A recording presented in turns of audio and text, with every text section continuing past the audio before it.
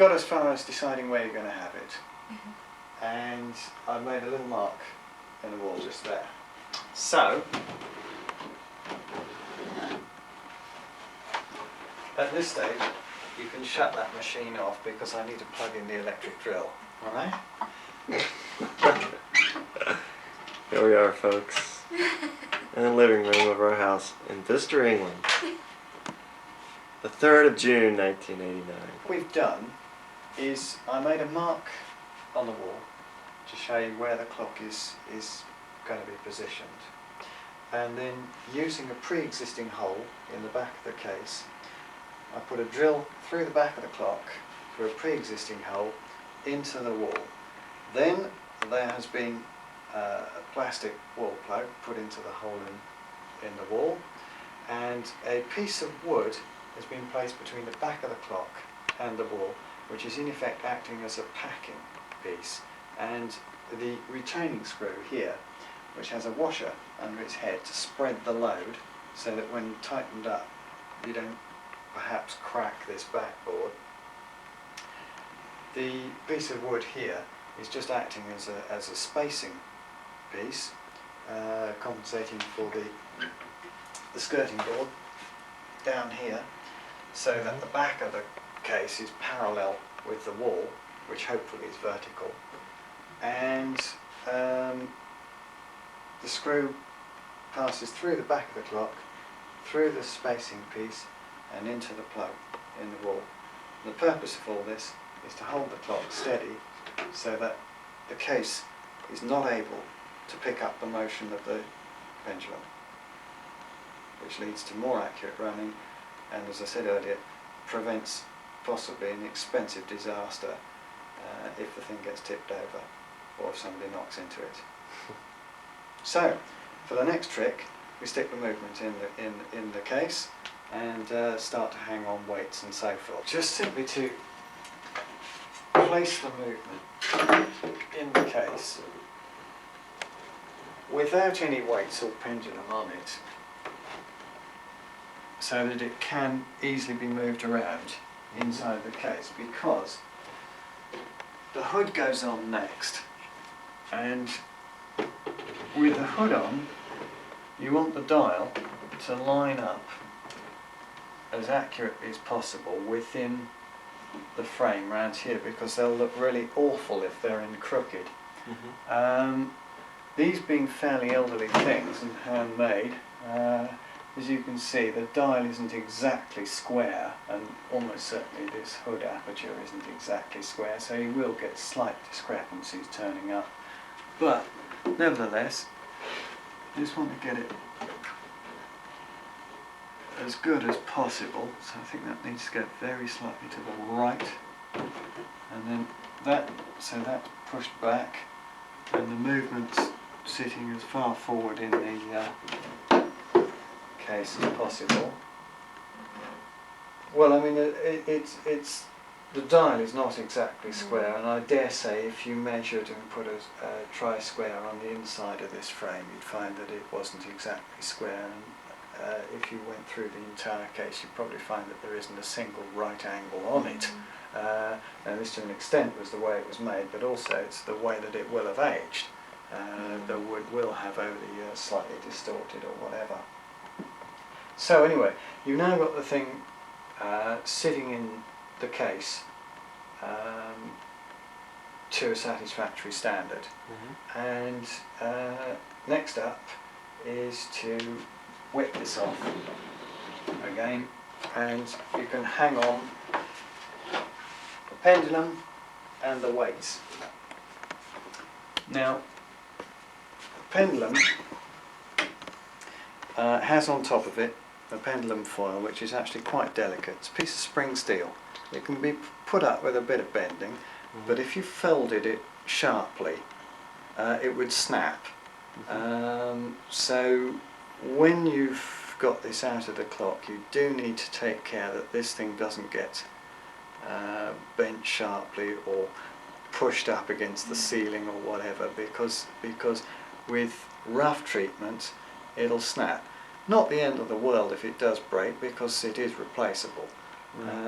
But preferable that it doesn't. That's get probably damaged. one of the pieces you need to put some kind of, like, tape it to a piece of wood or something. When when the you clock ship is it, so- shipped, if the shippers are of any use at all, that what they'll do is they will tape this to a stick, which will extend above the level Mhm. here, and the whole thing will be taped to a stick so that that cannot get Right. easily broken. Okay. So, you're probably going in. Okay, so then, to put the pendulum in, Okay. Put first the of all, bulb down you in there. feed the bulb into the base of the clock. Mhm. That clears that top stile of the door. You'll find in the seat board there is a cutaway in the back, right? And this is the foil coming up through it. Mhm. That part there is the pendulum crutch. So you feed that through there, Mhm. and you go on upwards. This brass block here is called the impulse block. That has to go in there, like that. Mhm. You feed it up until that top piece is just above the back bridge. There is a slot cut in there. That will then go into that slot. You allow the pendulum to drop back down Mhm. by letting go, and there you are. That's the pendulum hung in position. Okay. Alright? Sounds good. So then, you've got two weights here. They're not exactly a pair, but they're the weights that this clock arrived with. And if there is a difference between the two weights, which there very often is in clocks, you hang the heavier one on the left-hand side there, which is the side that drives the strike. Okay. And before you hang the weights on, what you want to do is to check that the lines are neat. Best plan is to lift this off and get the lines reasonably neatly arranged on the barrel so that they aren't crossed over. It's not crossed over itself like that. Since if the line is coming off the front of the barrel and you hang the weight on, what is going to happen is that the line will tighten itself around the front of this arbor or shaft here, and you'll spend many happy minutes trying to unravel it all with a crochet hook or whatever. If it is crossed over itself, you may perhaps experience the clock stopping for no apparent reason because the line has snagged up over itself and is not coming off the barrel in a neat and orderly fashion. Okay. And when you wind it up a few turns, the best plan is to have the pulley Put a so that little it's weight on reasonably it. accessible. You needn't bother to go right up the top because otherwise you're going to be in bother trying to fiddle around behind the dial there. And the pulley, to demonstrate, that's how the pulley will naturally fall with no weight on it.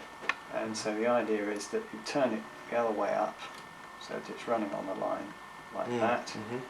Then you hang the weight on. Okay. Pretty straightforward. But it's gonna fall down when you take your. When I take the weight off, it'll Yeah. probably fall down and just Oh, hang yeah. by that part, which is called the Okay. stirrup. Gotcha. So we've now got the weight hanging on the. This is the going side. The other line is for the strike. We'll just try and fire it up and see what it sounds like.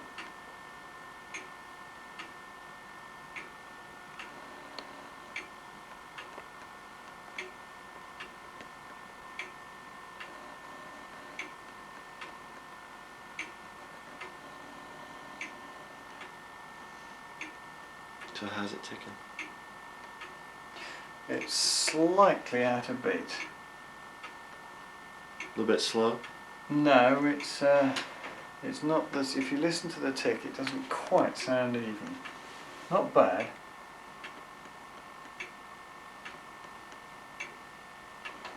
So,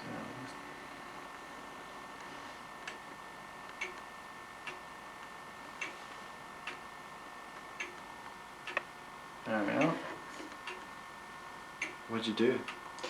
Right, and to recap, you've got the escape wheel here, which is this wheel with the ratchet teeth on it, and you've got the two flat faces of the anchor, which is this part here, which are engaging with the teeth on the escape wheel.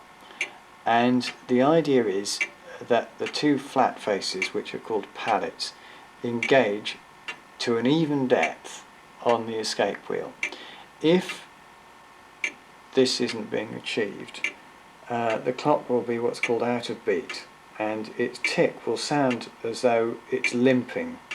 To put it in the simplest possible terms, when you listen to a clock ticking, the tick should equal the tock, and if it doesn't, it sounds irritating.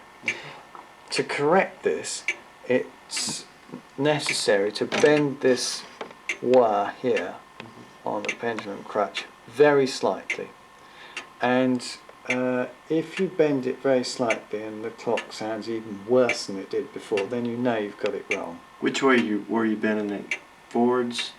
No, you or bend sideways? it. You bend it sideways. Okay. Yes. You don't want to bend it fore and Mhm. aft. That'll make no difference. And also, it's important to keep this loop here Mhm. at right angles to the Mhm. back of the clock. Mhm.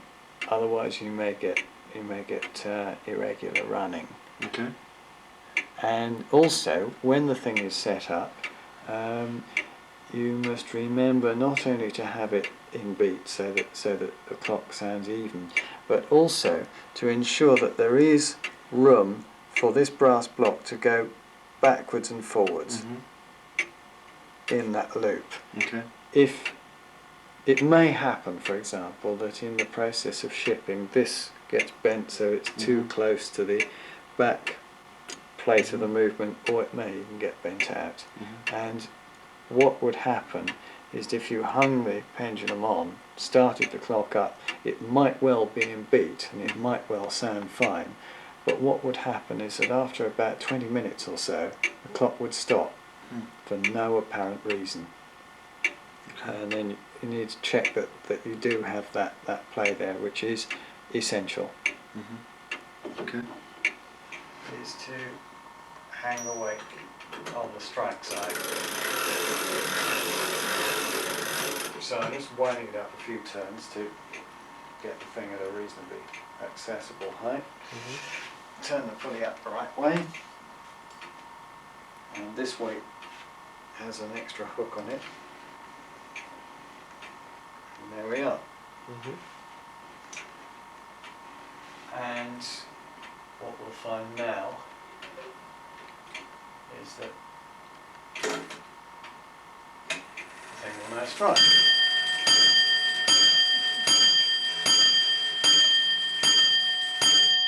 Now don't panic, it'll sound a lot quieter when the hood's back on and also when the door's shut. That is as loud as you'll ever hear this clock strike. If, however, despite having the door shut, the hood on and so forth, you still find that it's too loud for you, there's a very simple method of just quietening it down a bit, which is to get a sticking plaster, ordinary sticking plaster, and put it on the bell at the point where the hammer hits the bell, with the lint part of the plaster, the soft padding part of the plaster, just where the bell is going to hit the hammer. And that'll reduce the noise of the bell by about 20% or so. What kind of thing is it? Just I know sticky what button. you mean. I know exactly what you mean. I'm afraid I don't know the We American call it word. a Band-Aid. Oh, Band-Aid, right. Yeah. I knew what you were talking about. with the cotton side against the bell. That's right. That's right, with the gauze. Yeah. Yeah. You know, positioned on the bell where the hammer is actually going to strike the bell. And if it's then still too noisy for you, you get another sticking plaster or Band-Aid and you wrap it round the hammer. Oh my. If you do that, however, it really does dull it down. I mean, it just sounds like somebody Thick hitting a one. soup plate with a spoon. You know, it makes a kind of dull clonk. Yeah. It doesn't really ring at all.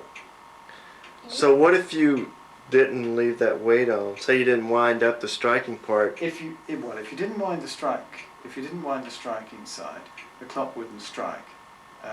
But what you might find, because the clock is actually designed to run both time and strike. Now if you don't wind up the strike side, it will of course not strike. But what may happen is that the striking mechanism, being inoperative, jams up the hands. Okay. And the clock will actually, you'll probably see that it may stop showing about 1:45. Okay. And, So that's something that can damage the clock then. well, yes, because if you then try to turn the hands on after they've jammed up because the striking was inoperative, you would damage the striking mechanism. Okay.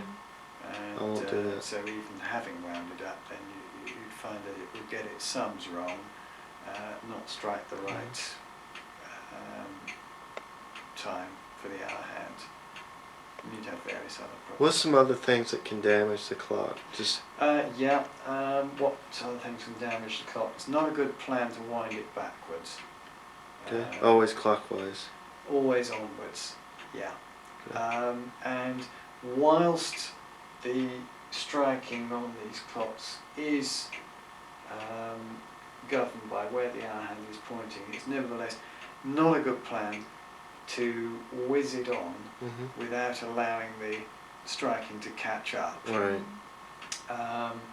And whereas it is theoretically possible that I could skip this on to say 11 o'clock without waiting for the striking to catch up, that wouldn't actually damage it. If I went past 12 o'clock and didn't allow it to catch up with itself, that would. But what I generally tell people is the best policy to avoid damage, if possible, is every hour you go past, you allow the thing to strike and catch up with itself. Okay. The other thing is that the date hand, as I think I probably told you earlier, goes round backwards. And the date mechanism, very simple device, it counts up to 30 or 31 and starts again, which isn't actually what happens in the real world.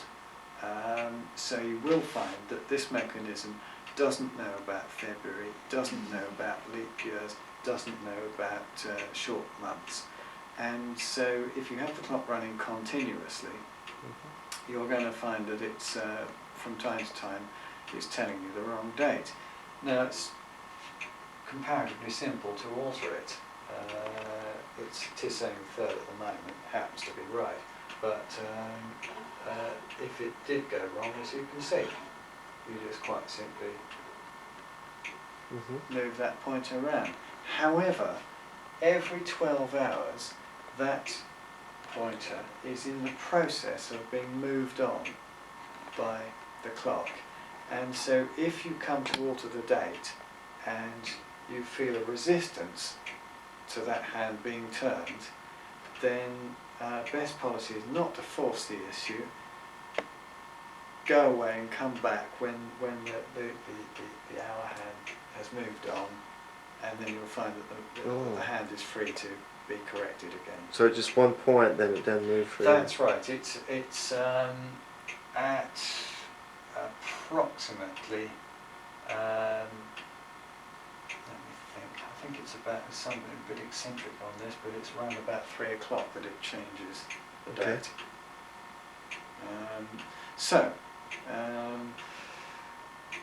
To recap, you keep the striking running all the time. You don't turn the hands backwards.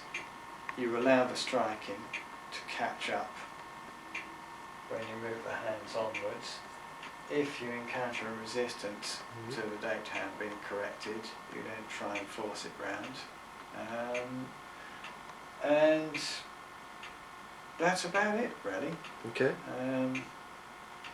Basically, these things are very tough, very durable mechanisms. This thing was made about 1810. It's therefore, 180 odd years old. It'll see me out.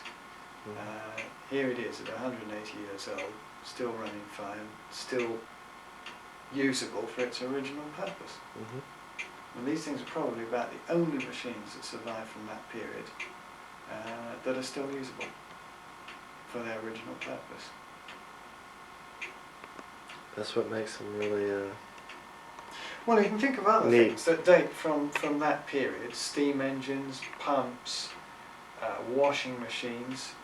But an 1810 washing machine is really not going to be terribly efficient Mhm.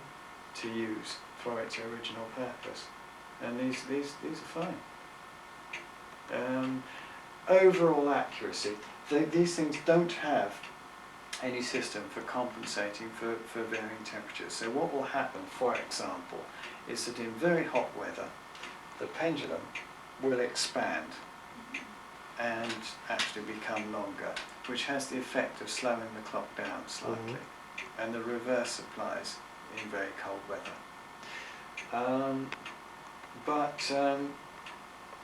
We tend to live in houses which are of a reasonably constant temperature, so that won't in fact have a very marked effect. And carefully set up and carefully regulated, one of these clocks should be capable of keeping time to within a minute a week, easily enough.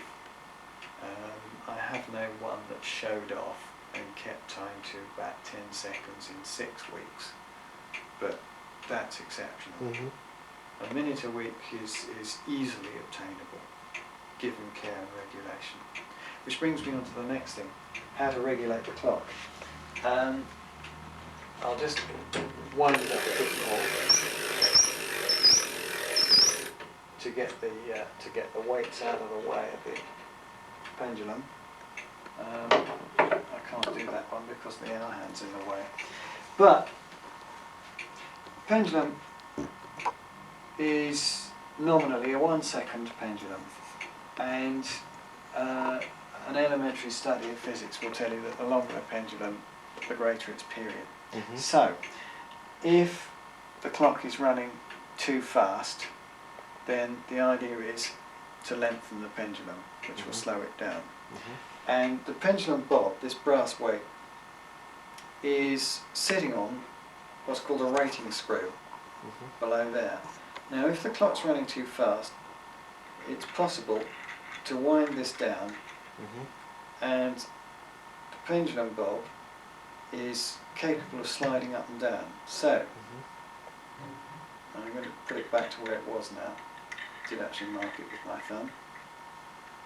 And there we are. And if you want it to run faster, you turn that screw to raise this pendulum bob, which will shorten the pendulum and make it go faster.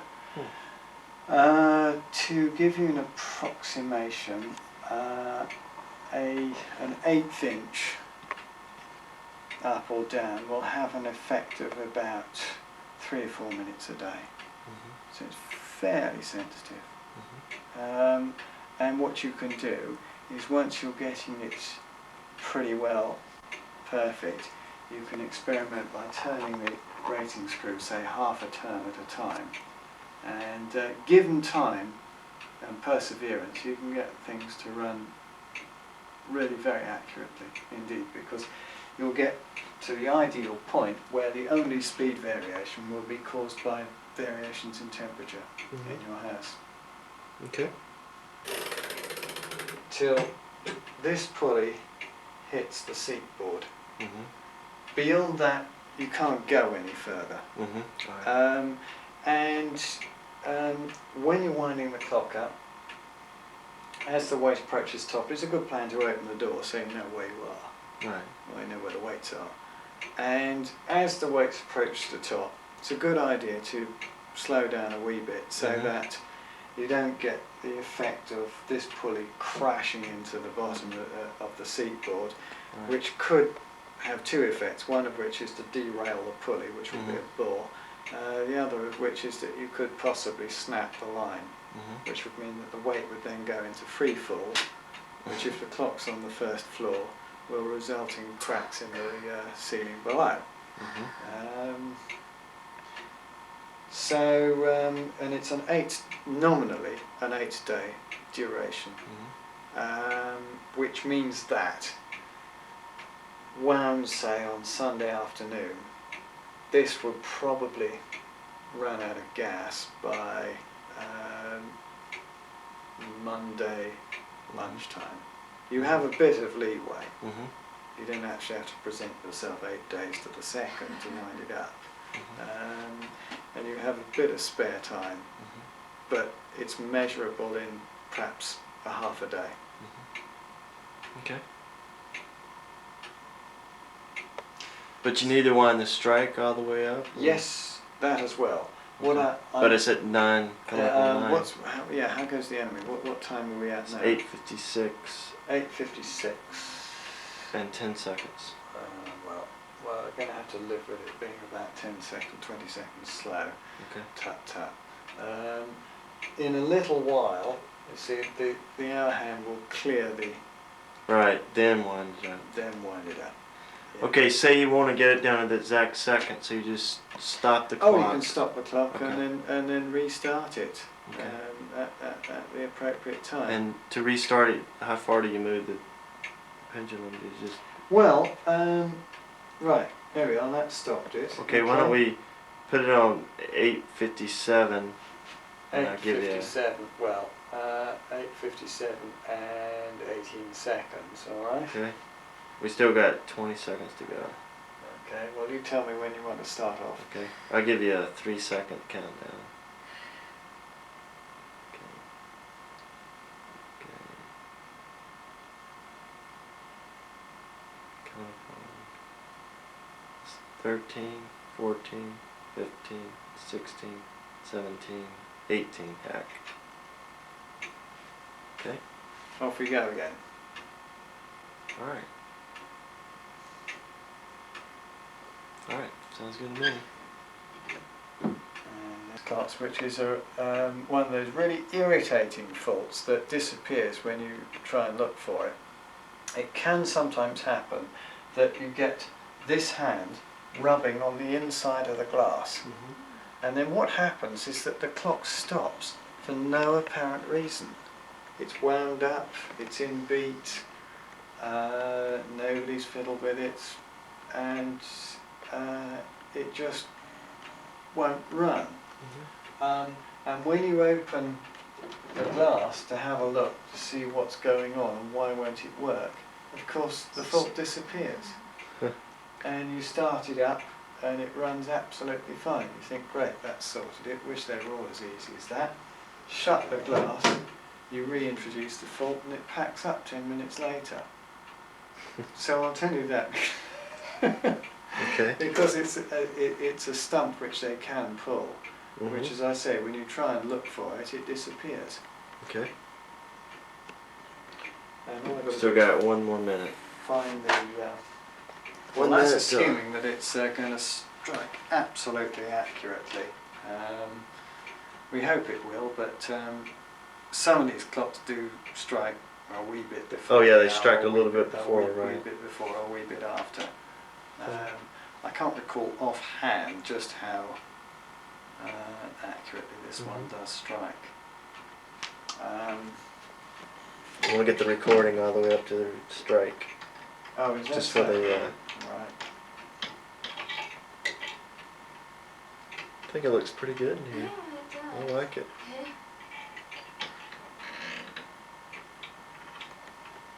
Right, well, I'm busy being a hero, failing to get this key into the lock. This is of course now desperately embarrassing. Came out very easily. You can tell the original glass right here. It's all Maybe. That's wavy. right. Oh, Ripley glass.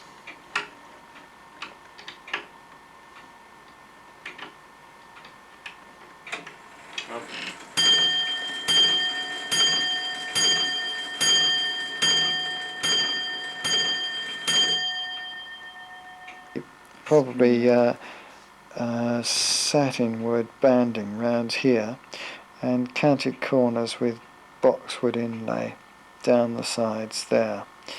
From this photograph it's a bit difficult for me to see whether it's a 12-inch dial or a 13-inch dial, but one of the things that helps to date it is that if you look at the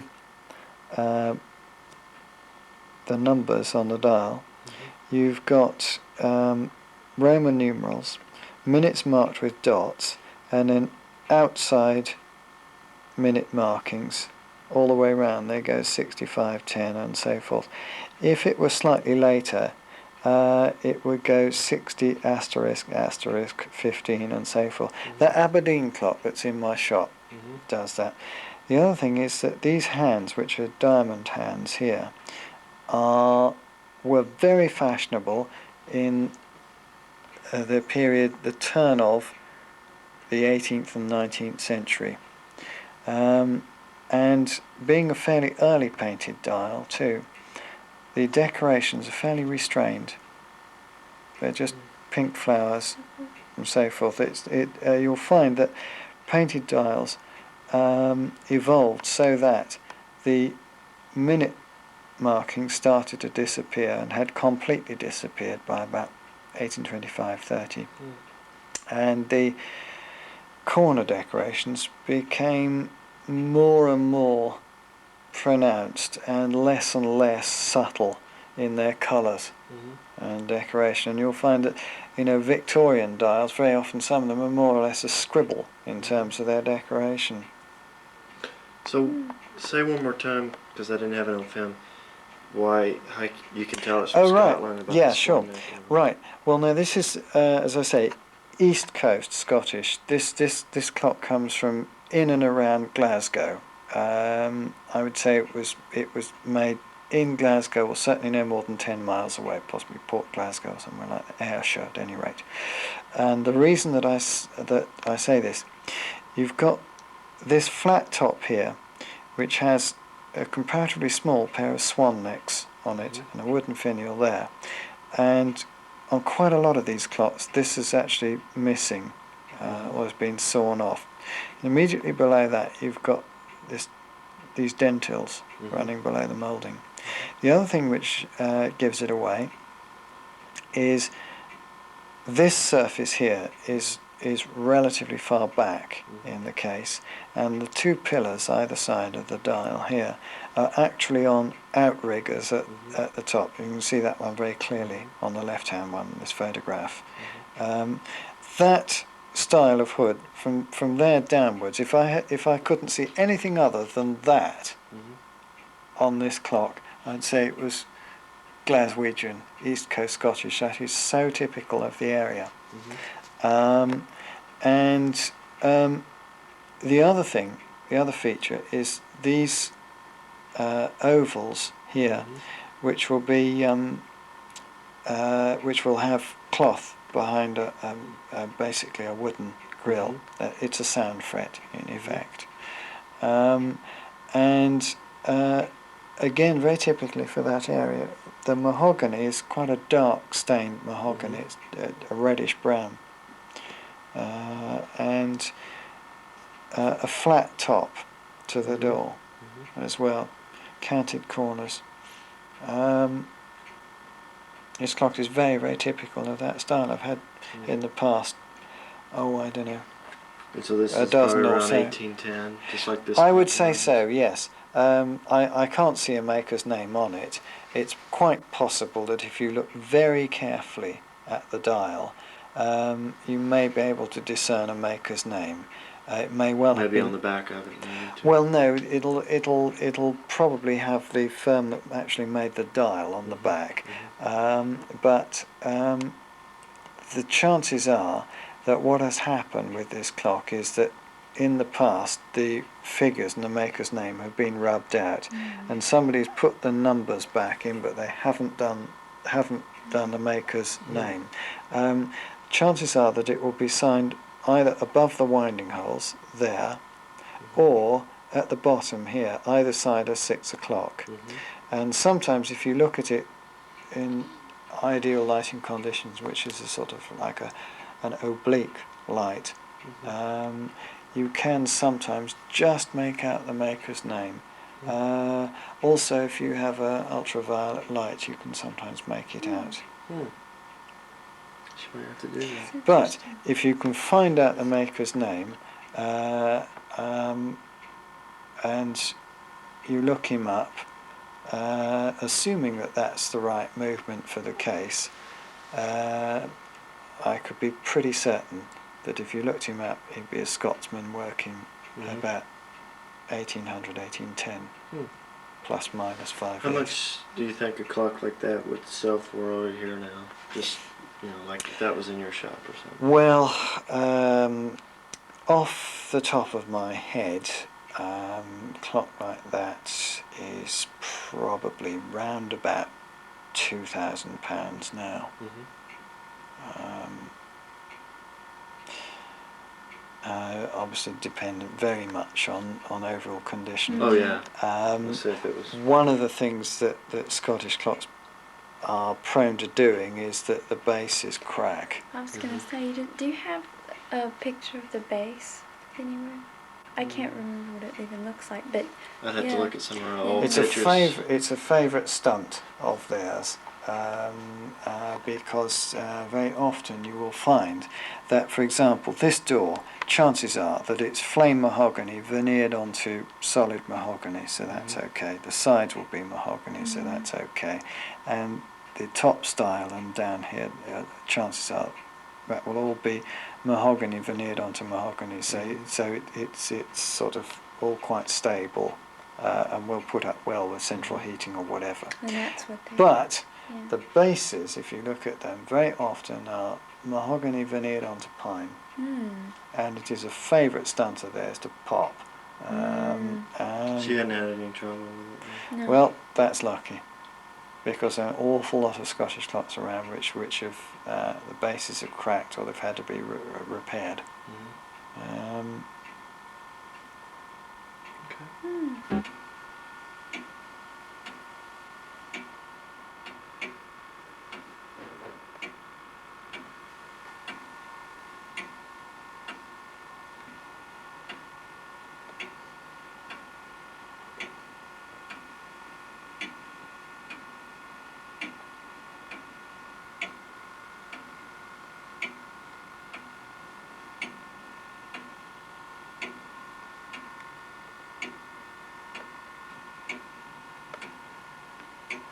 Notice the little bubbles in the glass. The glass is the original glass. It's real wavy and bubbles and stuff in it. But the faces had to be repainted.